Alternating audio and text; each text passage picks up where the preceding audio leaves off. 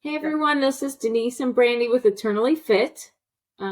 We are back with part two of the interview with Brandy and her mom. So Yeah. go ahead, Brandy. So where we left off with, she had just lost he had just passed away, his son. She was just informed. She's at the hospital. She's looking around in this little room that they have. She has herself, my brother, and then a cousin. And the cousin that we're referencing, he was with Cody when he had passed. So that's why he was there. And she was just saying everything kind of is moving in slow motion. And I'm not there. My stepdad, her husband's not there. My dad, Cody's dad, is not there. Just the three of them.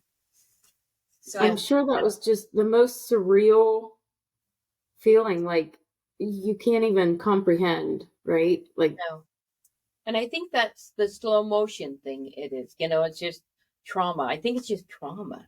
yeah. But then I remembered what God had told me, what I received in a dream, and I looked up.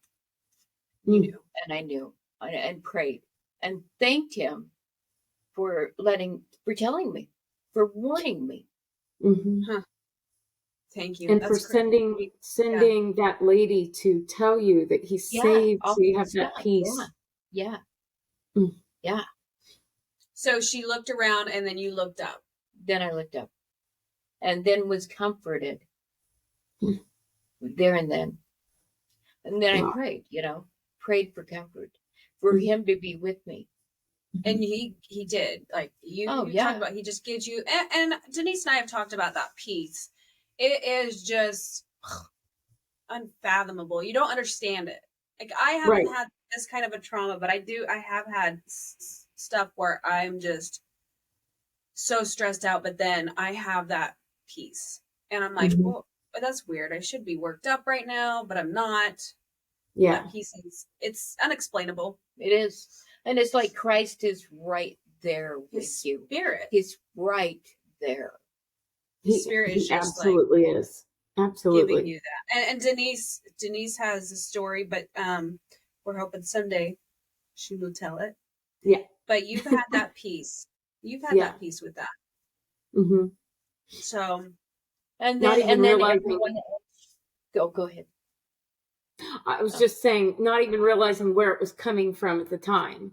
Like, God's there when you don't even know sometimes. Yeah. Well, all the time. But at that point, I was just... When you really need him, he's there. Yes. Yeah. And I prayed to him to be there. Mm-hmm. So then we all showed up. I remember coming with my aunt and uncle. It was Brad and Lisa at the time. Yeah, but I think there were more people in the room when I got there. I don't even know. I can't remember that. I just remember everybody showing up. I don't know who came first. I can't remember. It's that, then it gets kind of foggy, real foggy. But I remember hugging lots of people and actually comforting them. That's crazy. Because I was so comforted, Yeah. Wow, that's a big testimony right there. Like, having that much well, there is a verse in the Bible that says whatever you're going through, you're going to help somebody else go through that same thing because you will have that comfort. Yes. But yeah, I do remember walking into that room, and I do remember hugging her. She does not remember. I remember crying, and I remember there was quite a few people. I can't tell you who's in there, but I remember locking eyes with my cousin. I had no idea what had happened, but I locked eyes with my cousin, not knowing he was the one there when my brother had passed away. So, after that, we left the oh no, we went and seen him. We went and seen my brother. Yeah. And those hard questions of,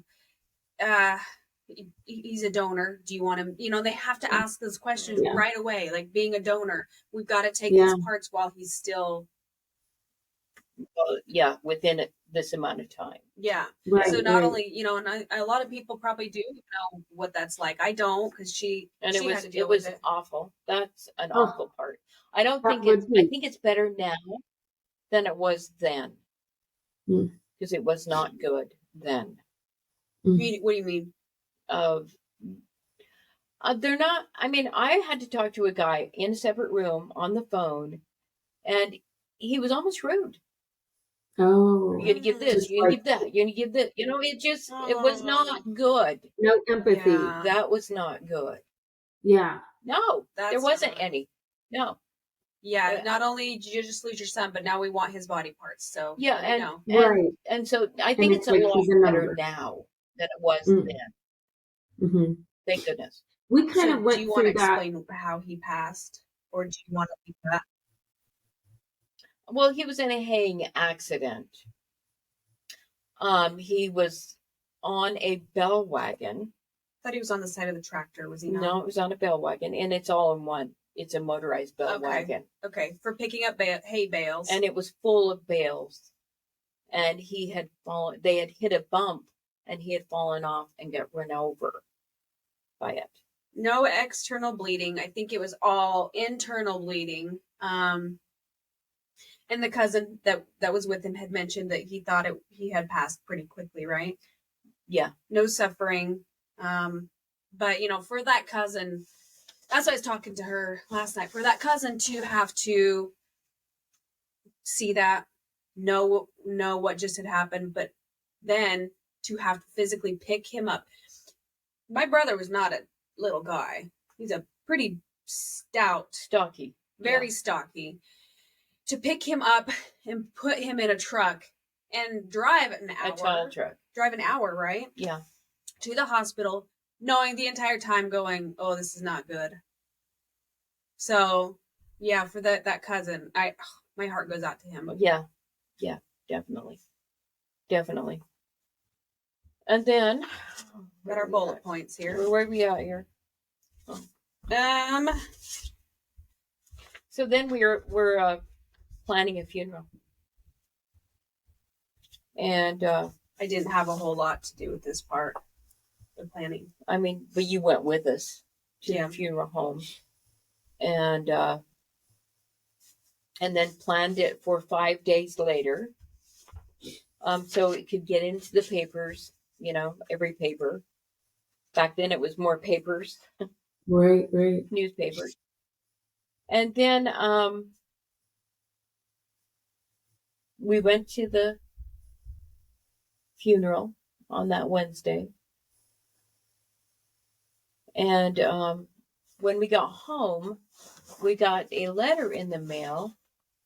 And he had, the day before he passed away, he took out $25,000 worth of insurance, life insurance. The day before he passed away, he's 21 years old, and it's a freak accident that next day. But to apply for it the day before he dies, wow, it's like he didn't know, but it's like God, because my parents, we didn't grow up wealthy by all means, but we survived and we did. Well, the insurance company had called him probably 6 months earlier that year and wanted him to get life insurance. And he told us that that's what the insurance agent said. And we said, why would you do that? You're 21 years old. No, don't do that. Don't spend your money on that. And then you got the letter in the mail when you got home. Yes, from the funeral. Wow.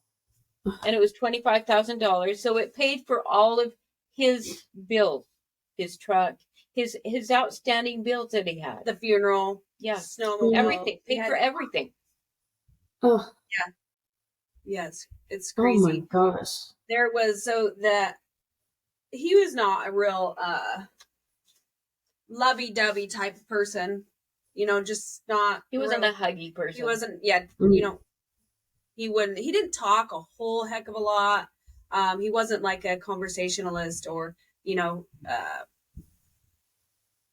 I'd never heard the words love you, never. But, so we're at fair again, and I would have been 14 or 15 at that time. And if you know Wyoming Fair, it's a big party. Fun. But I was pretty young still, and he was 21. He didn't drink really at all. And it was 11 o'clock at night, and I had snuck out of our camper to go hang down. It's called Midway in the middle of Fair. And he had seen me, and he ripped me a new one and get back to that camper. Like, ooh. And I'm like, okay. So I walked my head down, got back in the camper, and the camper I was sleeping in, I was on the top bunk. So when anybody walked in, you were like face to face with them. Mm-hmm. And he came up probably only like half an hour later. And what did he I can't remember the exact words, but he did kind of apologize and said, I love you. And I'm like, well, and I'm like, ew, don't tell me that, at that point in time. But I'm like, he never said those words. Like, something in him was telling him, go. Mm-hmm. Wow. So, and they're just some friends. He told Casey that you got to live for today. You never know about tomorrow. Yeah, he told his best friend that. He said, you got to live your life today because tomorrow you might die. And that was the night before. Yeah. He said that. Oh, my gosh. He had told... Like he had this sense, like intuition. He knew something. Yeah. Wow. Yeah, I know. It does make you wonder what he did know, Right, I know. Yeah. Yeah, his... You want me to... The truck? His truck was like his pride and joy. He had this big jacked up black Dodge. Pride and joy. Love that thing. Nobody got to drive it. He had just gotten it. Yeah, that was his baby. You don't touch it. Mm-hmm. And he had told my other brother, so it'd be our other biological brother, Coulter. So there's myself, Cody, and Coulter, the biological ones. And then Chris and Justin, they're my brothers. They're my stepbrothers, but they're my brothers. Anyways, he had told my brother Coulter that Monday before he passed, he said, I just want you to know if anything ever happens to me, I want you to have my truck. Like, that's weird. Like, why are you, like, that's your pride and joy. Why are you wanting to give it to Coulter? Still want to know why. 21. Yeah. Why do you give it to Coulter? I don't know. Yeah, that's just not something a 21-year-old says, right? No. Who doesn't have some kind of, So then after the funeral, I had talked during the funeral, little, not a lot, but a lot. Charlie had talked, my husband. Coulter got up and talked. Did you talk? No. Anyway, so, and then of course we had a pastor give a salvation message. This is at the funeral. Yeah. And then after the funeral, I think most of my family got saved during that time. Wow. Yeah. So that's what I've been praying for all these years. So this is the answer to your question. Okay. Wow. Yeah. Amazing how God worked that out for the better. Like, Well, you don't know you can pray. I mean, I prayed for all those people, but I had to lose a son in order for people to be saved. But don't you think too, though, that he already had that plan? He already had this plan. He already knew. And for you to be praying at that time, maybe now after Cody had passed, gives you a little bit of comfort. Like, okay, you didn't have to pray. Yeah. It was going to happen. In fact, I asked you after Cody passed away and people got saved. I said, would you have died for all these people to get saved? And you said yes. Oh, remember that? Wow, remember that? I did. I forget that. Yep. That's. I mean, imagine. Like, I would be happy if I helped one person get saved. So look what he did.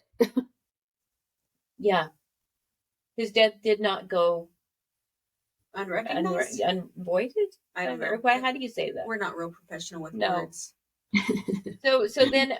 I feel like I cried more when he went to jail than I did when he died, because the jail was unknown. I didn't know what he was gonna, but I knew what heaven was gonna be like at his death. So I knew where he was when he died, but I didn't know where he was gonna be for that 30 days. Or what was gonna happen to him in the jail. Yeah. Wow. That's I know. You know, we were talking about those vivid dreams that you have, Denise. And I know before I got married, I was dating my husband now, and we had gotten engaged. And I had such a vivid dream of my brother, Cody. I mean, this is years later. And, in my dream, I'm going, what are you doing here? You're dead. You're not supposed to be here. And he just said, I approve. He said, and it's like, I approve of Nick. I'm like, oh, okay. Because he was always the older brother. He made me go back to the camper when I was trying to be out and about. And then just, him, that vivid dream of him approving. I don't know. Is it coincidence? But, I do think that, God gives you dreams for a reason. Absolutely. I mean, it's in the Bible. And I know I prayed to, prayed to God to, where is Cody at? What's he doing? What is he okay? I did pray that, and I prayed it a lot. But one night I did get a dream of Cody, and I remember we were both dressed in white, walking down a road. Oh yeah. He had his arms around my shoulder, and there was there was like a white picket fence, and there was flowers on both sides of this road, and there's trees. And we were walking down this road. We were just walking. And that's all I remember. But the next morning, I could feel Cody's arm on my shoulder still. Oh. But it wasn't Cody's arm. It was just, I don't know. Yeah. I could just feel it still. But, it wouldn't be Cody's arm. No. Maybe, no. God's spirit. I don't know. But it was, yeah. Yeah, that's a good feeling to have. And then you don't want to move from there. So you kind of woke up with some peace then? Yes. Extra peace? Yes, I mean, you were already. Yeah, definitely. Definitely. And then I always felt like I'm going to cry more when I'm meeting in the air at the rapture. That's when I'm going to cry. So excited. Yeah, I know. I can't. When you think about that first time that you actually see Jesus, it's like, yeah, I can't even imagine. I know. Yeah, it's all crazy. Yeah. And the rapture, if you guys don't know what that is, look it up. It's not an actual word in the Bible, but it's it says Thessalonians? Thessalonians and Corinthians. And it's more caught up. You'll be caught up to meet Christ in the clouds. The dead will rise first. Yes. And then we who are alive at the time will be taken up with them in the air. Yes. Yeah, the funeral. I do remember the funeral just after you have the burial site, and we had chosen as a family to cover him with the dirt. So the funeral people didn't. We did. We had shovels and we buried him. What else? For some extra I had a hard closure. time. I had a hard time praying for anybody after that because I was afraid. I didn't want to lose anyone else. Oh, I bet. Yeah. So I had a really hard time praying. But the thing is, like, that was going to happen. God already had it in his plans. I know, but you still. I know. Yeah, I know. Still. No. We still think that way, for sure. And the only reason I wrote the story down, and you never forget any of it, unless it was foggy at the time, then you can't remember that. But I had a friend that I had told this to years ago when this happened. And about 2 or 3 years ago, she had called me wanting the story. And I said, well, I've never wrote it down. Who's this? Madalena. Okay. And so then I wrote the story down 2 or 3 years ago, but you don't forget any of it. Mm-hmm. It's like you can remember every piece of what happened. Yeah, I bet. And then a couple years ago, the cousin that was with Cody at the time came up to the house to tell me what actually happened, because I'd never. Did he feel like he needed because I had shared the story with him. I shared this story with him. Okay, so 2 years ago when she had written this story finally after Madalena, or I guess I shouldn't say names, so sorry, Madalena. If you ever listen to it. But so 2 years ago she'd written the story, and she sent this story to that cousin that was with Cody when he had passed away, because this cousin could not forgive himself. Oh, right? Yes. Okay. Yes. Go ahead. And then he came up to the house, and felt like he needed to tell me the rest of the story, what actually happened, because I didn't want. He was already feeling bad enough that I didn't force him to tell me everything that happened. I just didn't want to do that to him. Mm-hmm. She didn't want to ask him to tell the story. So then he comes on his own 20 plus years later to finally tell me her everything that happened. And I'm not going to go into that. But you forgave him. Yeah, I did. We forgave him right after. Well, but that was his thing, is he couldn't believe that, and I think this is okay to say, he couldn't believe that she would just forgive him like that. And she had told him, well, we forgave you right away, and he couldn't believe that. So for 20 some years, he thought he was not forgiven. Oh, yeah. Well, we had forgiven him afterwards too, but he couldn't forgive himself, so he didn't even hear that. But he still can't forgive himself to this day. He still can't. But he felt like he needed to tell you the rest of the story, and then maybe that helped him for closure, realizing that I hope so. I think so. I think it actually has. Yeah. Helped him. Hopefully that will also help him to strengthen his relationship with Christ. Well, I don't think he knows Christ. Oh. But that is one thing she did say, I forgive you as long as you read the Bible. I did tell him that. I like that. And he said he agreed. He said he would. Might take him 20 years, but he said he would. Right. Hey, you planted that seed, and I'm sure he's got it back here at least. Hopefully. Yep. Anyways, I think that's all we have. Do you have any questions? I'm trying to think. I think I pretty much asked my questions along the way. So, I guess, do you have a particular favorite Bible verse or book of the Bible that kind of helped get you through everything, or just? It's a good question. I wished I read nonstop after that, and it was mostly about probably Christ's resurrection, what happens when people die. And I don't have any of those wrote down. Right. Your Bible verse in general. Not to put you on the spot. Yeah, it is putting me on the spot. I can't think of anything right now. I can't think of it either. So I love the book of Romans. Oh, that's how you got saved, was the Roman road. Yeah, the Roman road's how I actually got saved. Oh, that's awesome. So I'd say the book of Romans. Okay. That's an important one. Yeah, and you're right. Just reading about heaven and how amazing it's going to be, like, that really has got to make you more at peace, knowing, like, he's in his perfect body. Yeah, definitely. Yeah. Okay. Well, thank you so much for sharing.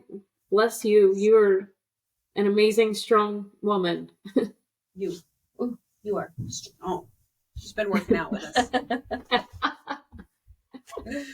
So I'm sore. I bet I would be. Brandy's, she's tough. Okay, well, everyone, let us know what you think. If you have any questions, again, we're always open to hearing them. And if you have any, please share. If you have any general questions too, like we love to have guests on to answer those as well. So, just let us know. And thanks so much. Okay, see ya.